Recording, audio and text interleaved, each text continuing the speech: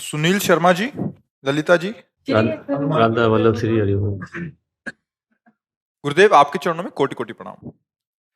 गुरुदेव भगवान, अहम भाव की सूक्ष्मता को कैसे समझे? इसको जड़ से समूल नाश करने का सरलतम उपाय क्या है? जब हमें किसी दूसरे में दोष दिखाई देने लगे तो समझ लेना गुणाभिमान जागृत हो चुका है।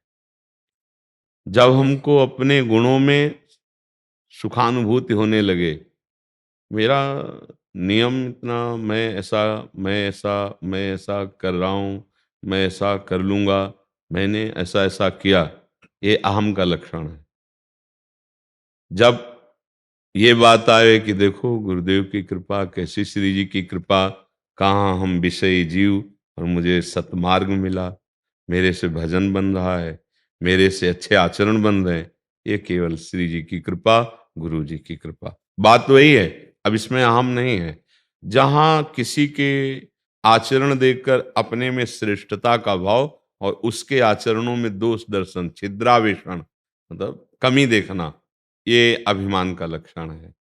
इस अभिमान को जो पहचान ले उसे विवेक कहते हैं। विवेक जो सत्संग से, साधु समागम से, शास्त्र स्वाध्याय से प्रकट होता है, वही पहचान सकता है। विवेक, बुद्धि नहीं पहचान सकती। बुद्धि नहीं, बुद्धि तो सपोर्ट करती है। विवेक पहचानता है कि अच्छा ये अहम वृत्ति आई।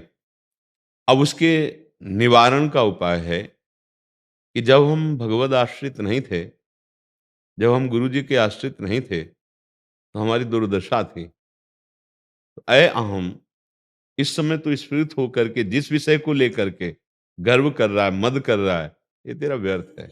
एकमात्र भगवान की कृपा ही हमें चला रही, हम किस बात का अहंकार करें।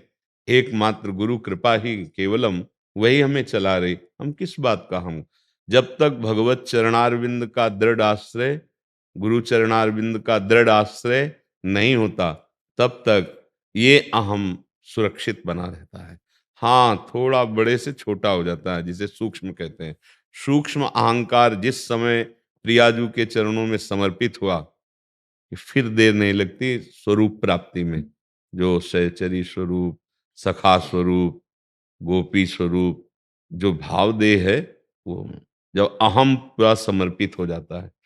बहुत समय लगता है, क्योंकि देहाभिमान बहुत पुष्ट है ना, कि मैं पुरुष हूँ, मैं स्त्री हूँ, ये देहाभिमान है ना।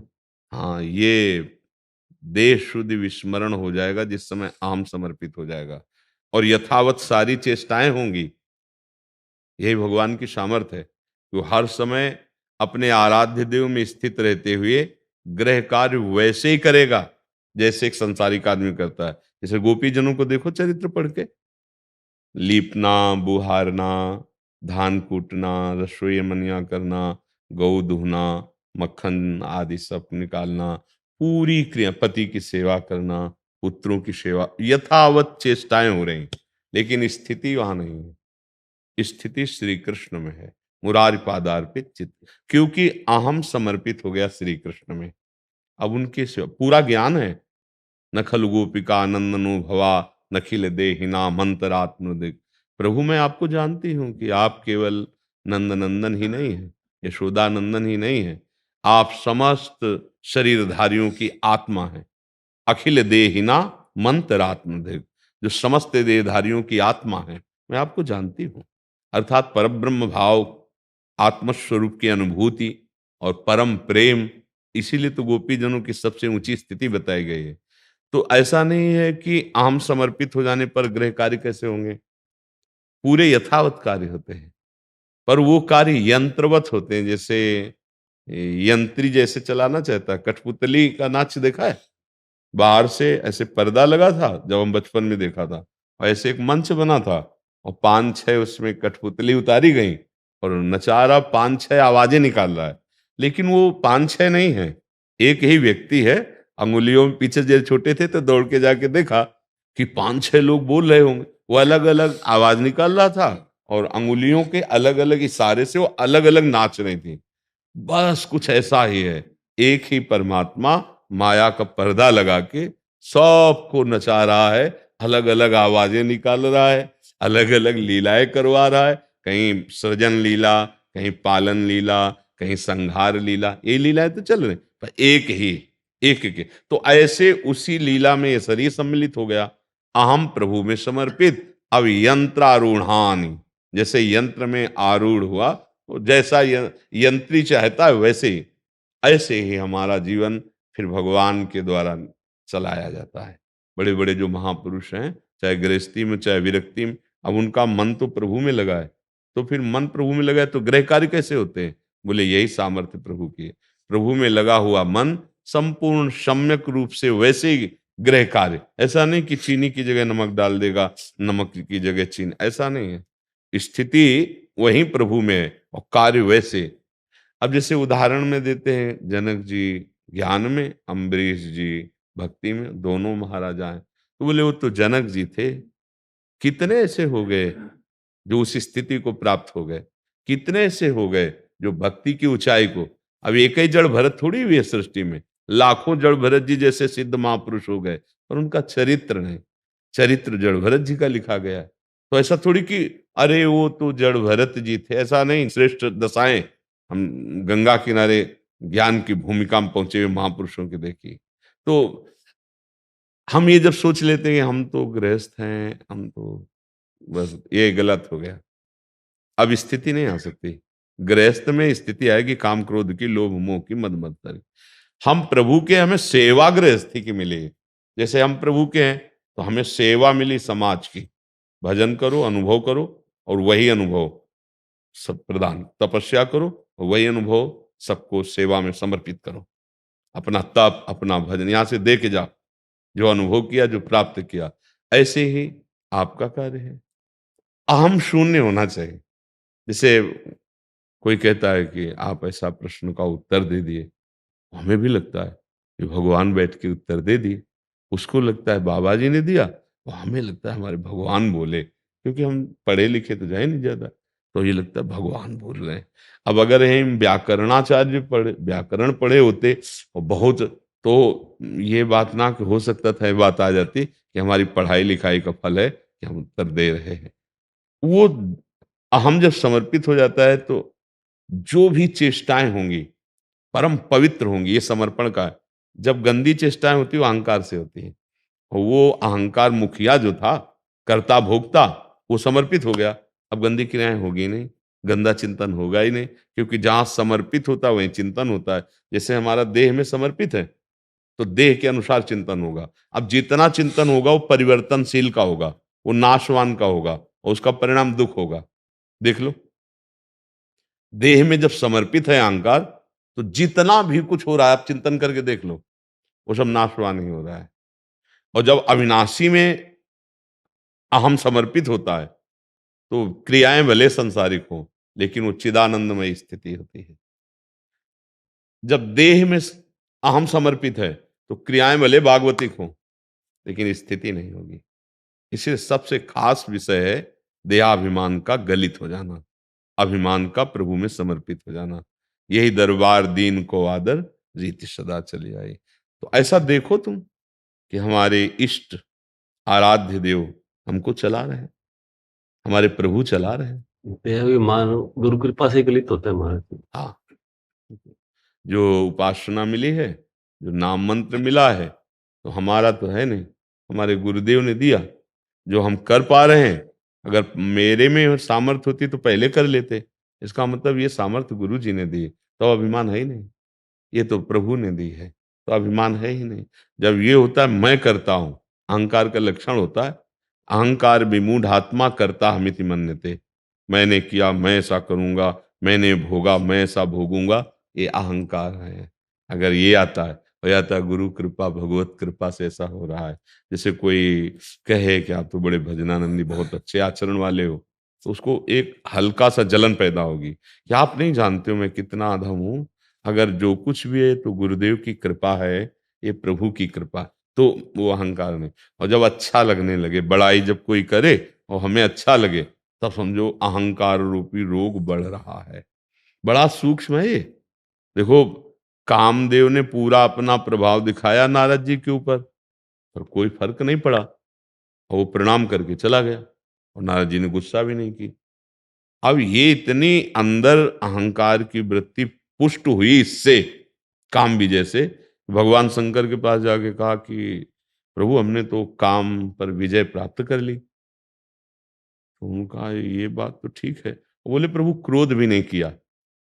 ऐसा क्यों बता रहे हैं कि आप काम विजयी तो हो, लेकिन आपने काम को भस्म कर दिया था, क्रोध कर दिया था। तो भगवान शंकर ने कहा देखो ये किसी से कहना मत, ये जो आप हमसे कहे चल गया कोई बात नहीं, अब किसी से मत कहना नहीं तो हानि हो जाएगी आपकी। नारद जी के अंदर जो अहम स्फुरित हुआ उसको उल्टा समझ में आने लगा। अहम को उल्टा समझ में आया कि हमारी बड़ाई ये सह नहीं पा रहे, इसीलिए ऐसा कह रहे हैं। प्रणाम। और जो ही चले सो बोले सुनो, हरि से तो कभी कहना ही नहीं, हरि से मत कह देना जाके। नारद जी सीधे हरि के पास ही गए और सबसे पहली बात यही रखी, कहा भगवान हमने काम पर विजय प्राप्त कर ली। तो भगवान भी बड़े लीला बिहारी, उनका आप काम पर विजय प्राप्त कर लो ये कौन सी बड़ी बात है, आपका जो स्मरण कर ले वो काम विजयी हो जाएगा। बहुत अच्छा लगा। पहले जो है दवा दी जाती है रोग बढ़ाने की, फिर जड़ से मिटाने की होती है। मानो भगवान ने वचन रूपी और अच्छा प्रभु आगे ही नगर रच गया और ब्याह का सब पूरा चैत्र बता ले, हाहाकार मच गया। अहंकार ने इतना हाहाकार मचा दिया कि भगवान को शाप दे दिया, आराध्य देव को शाप दे दिया।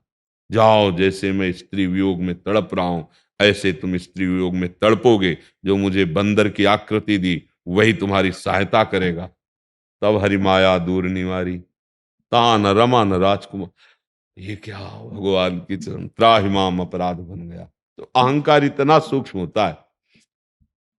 बाणासुर को भगवान शंकर ने प्रसन्न होकर, एक दिन भगवान तांडव कर रहे थे, नृत्य कर रहे थे, तो वो तालियां बजाकर उस ताल पे तो आनंद बढ़ा। तो भगवान ने कहा अच्छा तुम्हारे सहस्त्र भुजा हो जाए, 1000 भुजा, सहस्त्र भुजा बाणासुर के।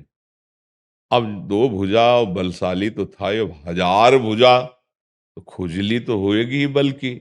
अब जिस पहाड़ पे मारे तो चकनाचूर कर दे, जिसको ललकारे कोई सामने कैसे आ सकता। 1000 भुजा और भगवान शंकर का कृपा पात्र। तो भगवान शंकर के पास लौट के आए और कहने लगे जगत गुरु कोई जोड़ तो है नहीं सृष्टि में और भुजाओं में खुजली हो रही, तो आप आओ। तो हंसे भगवान शंकर कि हम ही से बल प्राप्त करके हम ही को ललकार रहा है। कहा जाओ तुम्हारी भुजाओं की खुजली मिटाने वाला हमारे समान बलशाली भगवान श्री कृष्ण। वही जो अनिरुद्ध और उषा जी के ब्याह का प्रसंग है, उसमें सुदर्शन चक्र से सब काट। तो भगवान शंकर सामने आगे, बस बस 4 रहने दो, 4 भुजाएं रहे। अहम बहुत विचित्र है, वो गुरु को भी ललकार सकता है, वो इष्ट को भी साप दे सकता है। अहम इतने बड़े भक्तों का। तो अपने लोग जब ये देखेंगे कि गुरु कृपा, हरि कृपा, और वास्तविक यही है, वास्तविक पक्का। अगर वो छोड़ दे हमें तो अभी हम गिर जाएं, मुंह भरा गिर जाएं। अगर हम चल रहे हैं तो हम देख नहीं पा रहे, पर मेरे गुरुदेव मेरे हरि मुझे पकड़े तभी चल पा रहे हैं। अगर ये बात ध्यान रहेगी तो अहंकार नहीं आएगा कि हम अगर कोई भी विजय प्राप्त कर पा रहे हैं माया से या चल पा रहे हैं, इसमें केवल गुरुदेव का प्रताप है, इसमें केवल भगवान की कृपा है। हमारे में तो बल था नहीं और है नहीं और रहेगा नहीं, ये केवल हरि कृपा है। तो फिर अहंकार बढ़ नहीं पाएगा। जब तक ऐसा सत्संग, ऐसा ज्ञान नहीं होता, तब तक छोटी छोटी बातों में अहंकार बना रहता है। भाषा अहंकार जनित ही निकलेगी। आप देख लो, दैन्यता ना भाषा में होगा, ना आचरण में होगा, ना विचार में होगा। विचार में भी अहंकार, क्रियाओं में भी अहंकार, वाणी में भी अहंकार। इसीलिए यही अहंकार संस्कृति का मूल चक्र है। संस्कृति मूल शूल प्रद नाना, सकल शोकदायक अभिमाना।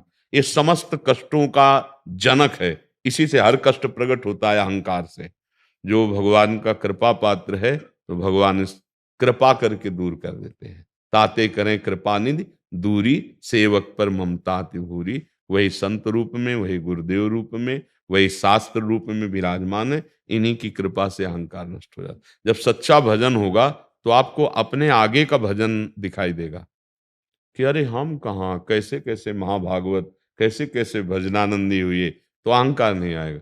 और जब त्रुटि होगी तो अपने से नीचे दिखाएं, ये तो सारे विषय ही है, हम तो भजनानंदी, हम तो भगत हैं। गड़बड़ हो गया, अब गड़बड़ हो जाएगा, अब आपका भजन छूटेगा और आप गिरोगे, क्योंकि अहंकार आया तो मतलब पतन हुआ पक्का।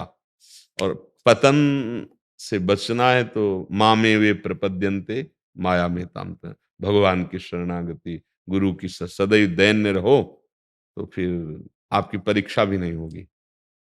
आपकी परीक्षा परीक्षा तब होती है जब हम कोई गर्व भले वचन बोल देते हैं कि पूरे जीवन तो हम तो जितेंद्री रहे, ठीक है। अब आ जाएगा थर्मामीटर माया का, दिखाओ अब अपनी जो जितेंद्रियता की शक्ति है, फेल हो जाओगे।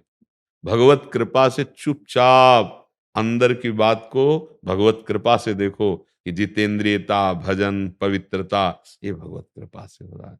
हमारे में सामर्थ्य नहीं, कभी परीक्षा नहीं होगी, कभी अहंकार बढ़ेगा नहीं, वो दैन्यता में आ जाएगा और दैन्यता भगवान को प्रिय, भगवत प्राप्ति हो जाएगी।